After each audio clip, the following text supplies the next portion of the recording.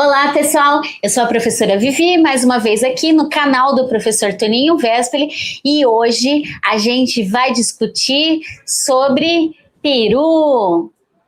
Mentira, gente! Vamos falar sobre currículo, uma aula curta, muito importante. Eu tenho certeza que vocês vão assistir e saírem refletindo sobre a importância desse tema, não só para currículo, não só para fazerem concurso público, mas para pensarem na nossa prática docente, que deve sempre ser cada vez melhor.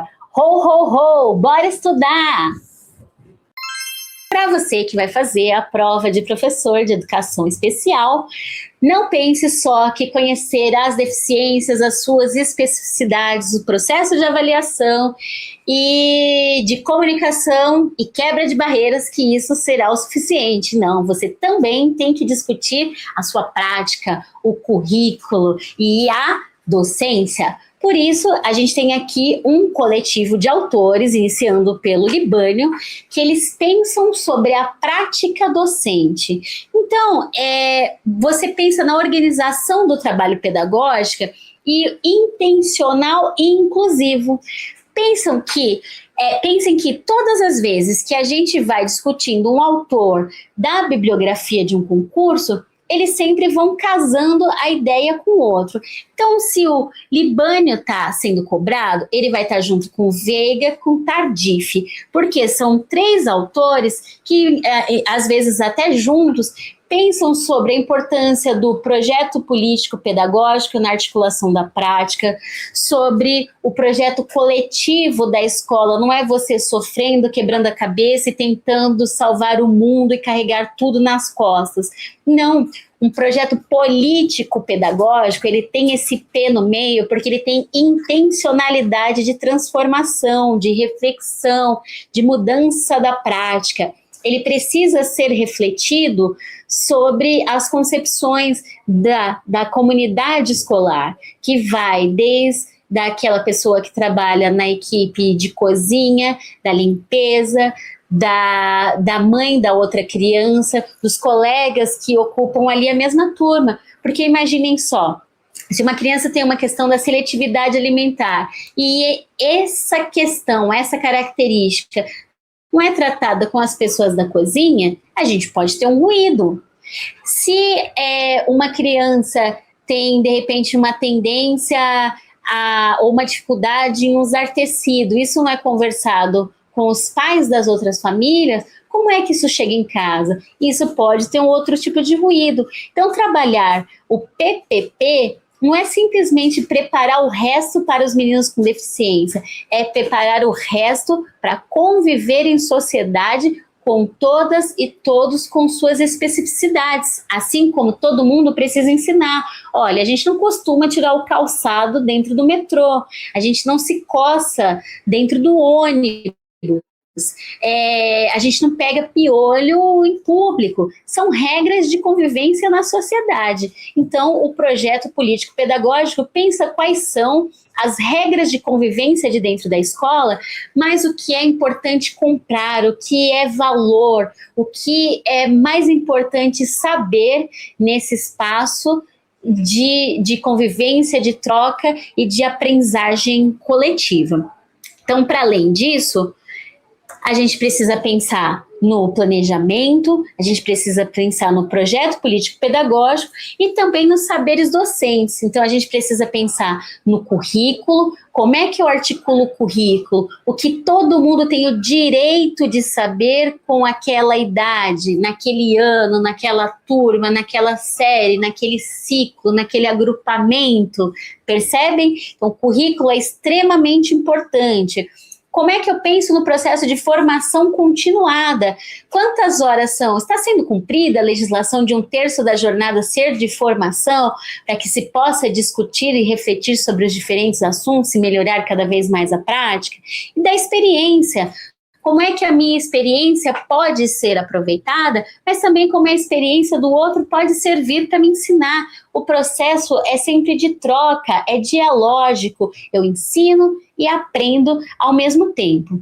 Dentro da educação especial, O professor aprende também na prática inclusiva. O professor adapta seu planejamento após observar dificuldades dos alunos e troca a experiência com outros docentes. Gente, vou trazer uma situação para vocês aqui. Eu trabalhei na Prefeitura de Guarulhos no ano de 2006. Então, há 20 anos atrás, eu trabalhei em uma escola. E eu sou da região de Guaianazes, né, do extremo leste de São Paulo.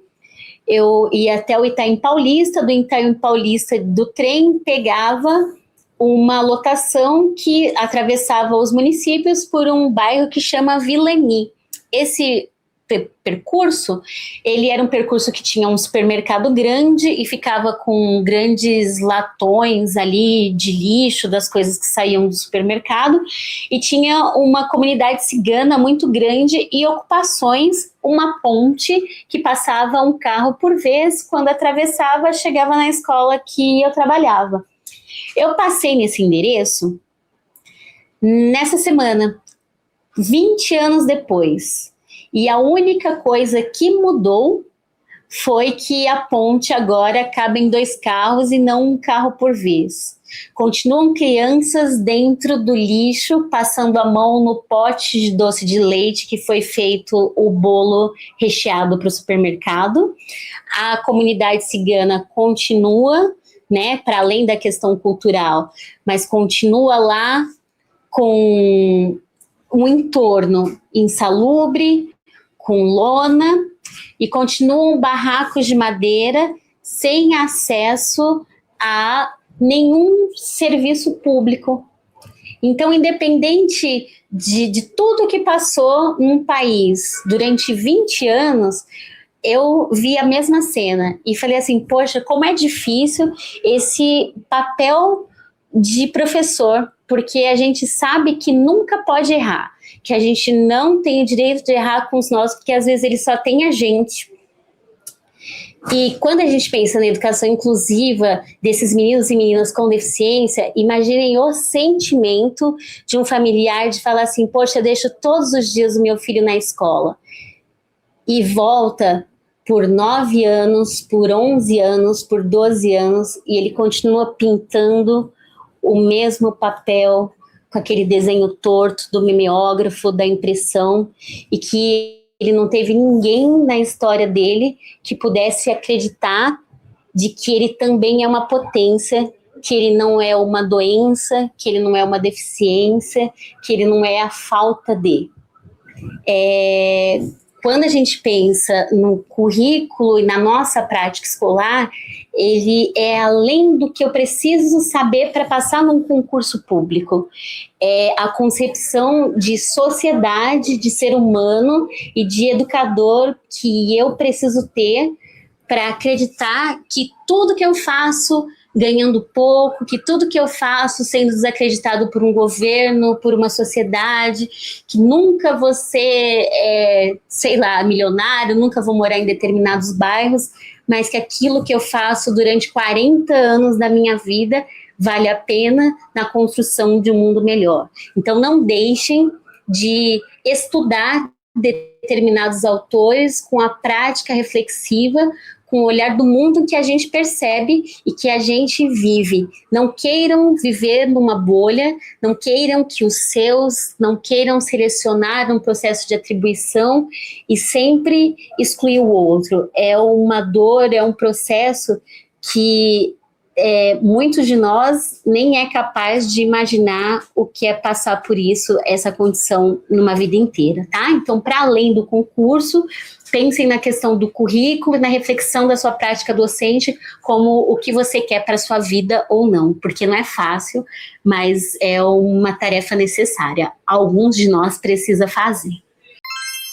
Emocionante esse tema, né, gente? Não deixem de comentar, conversem com seus familiares e do motivo, pensem aí nesse clima natalino, do porquê que vocês escolheram ser professores de educação especial. Tenho certeza que vai ser um momento bem reflexivo e especial nesse final de ano para vocês também. Não é só estudar, é ser o melhor que a gente pode. Tchau, um beijo, até a próxima semana.